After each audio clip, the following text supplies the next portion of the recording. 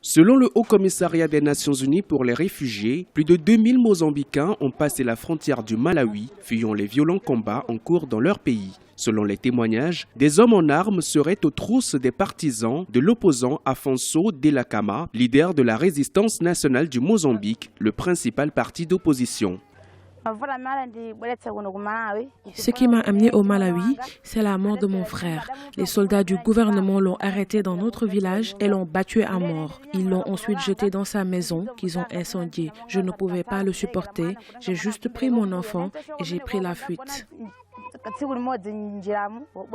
Depuis janvier 2016, les réfugiés arrivent chaque jour par centaines dans les camps de fortune, le plus souvent assistés par les organisations non gouvernementales. La plupart sont des femmes et des enfants vivant dans des conditions difficiles.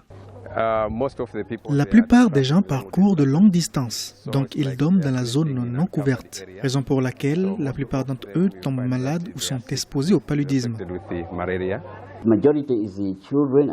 Nous avons enregistré des personnes qui nécessitent une prise en charge psychosociale. Ce sont les enfants et les femmes qui ne possèdent pas de moyens de survie dans ce genre de situation hostile qui en ont le plus besoin.